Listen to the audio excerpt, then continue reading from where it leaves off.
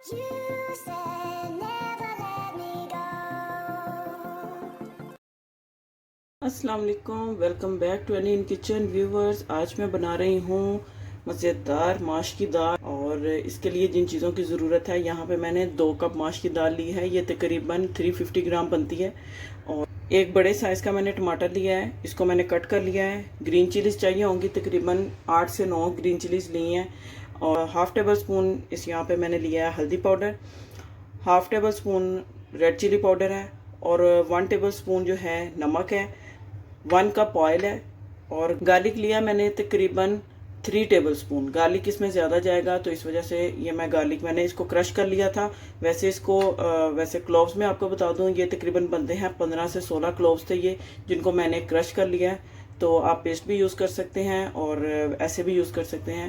तो चले रेसिपी को स्टार्ट करते हैं जी। यहाँ पर मैं सबसे पहले ऑयल ऐड करूँगी।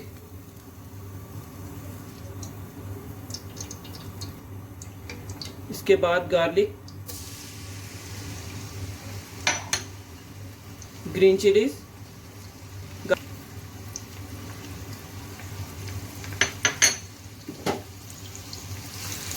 और अब इसको मैं भून लूँगी।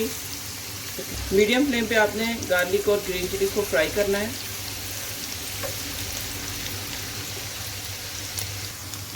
जी। यहाँ पे ये देख सकते हैं आप, लहसुन और ग्रीन चिलीज जो हैं ये फ्राई हो चुकी हैं। अब इसमें मैं तकरीबन हाफ कप के जितना पानी ऐड कर लूँगी।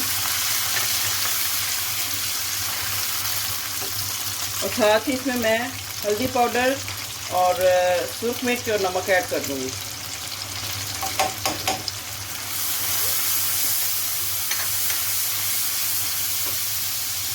साथ ही इसमें टमाटर चला जाएगा। ये देखो, अब ये मसाला जो है ये रेडी कर लूँगी मैं।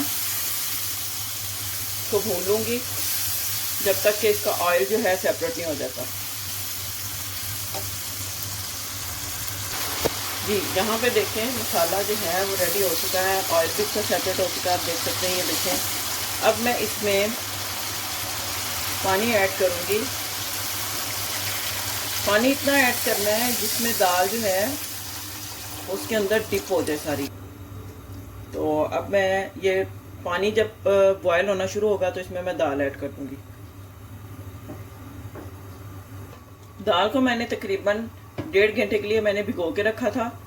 और जितना ये दाल भीगी होगी उतना ये अच्छी बनेगी और खिली खिली बनेगी जी। देखें, पानी बॉयल होना शुरू हो गया है।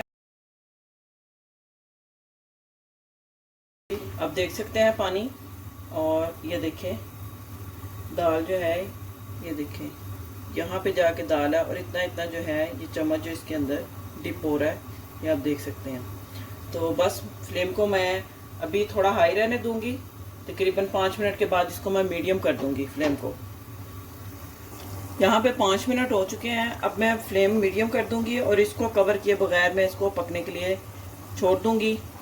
अच्छा जी, यहाँ पर मैंने, ये आप देख सकते हैं, दाल में भी हल्का हल्का सा पानी है, ठीक है, पूरी तरह से भी ड्राई नहीं हुआ पानी।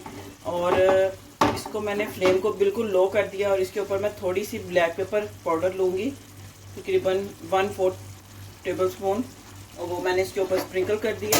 अब इसको मैं कवर कर दूँगी ताकि दाल जो है वो पूरी तरह से गल जाए। अभी जी, अभी जो दाल है वो थोड़ी सी हल्का सा इसमें दाना है अभी, आप ये देख सकते हैं। ये देखें, इसको मैं ऐसे, ये देखें, अभी आप देख सकते हैं इसमें।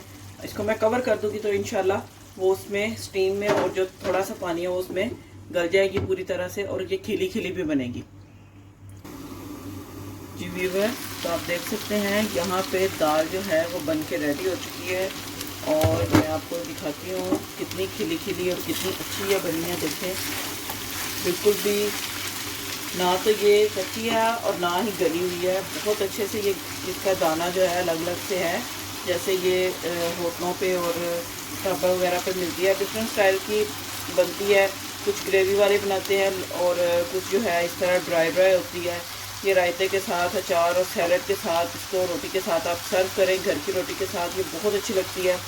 तो उम्मीद करती हूँ आपको आज की वीडियो, आज की रेसिपी बहुत अच्छी लगी होगी। वीडियो को लाइक करें, सब्सक्राइब करें, शेयर करें, और मुझे कमेंट्स बॉक्स में ज़रूर बताएं कि आपको रेसिपी कैसी लगी। मिलते हैं नेक्स्ट वीडियो में, तब तक के लिए अल्लाह हाफिज़। You said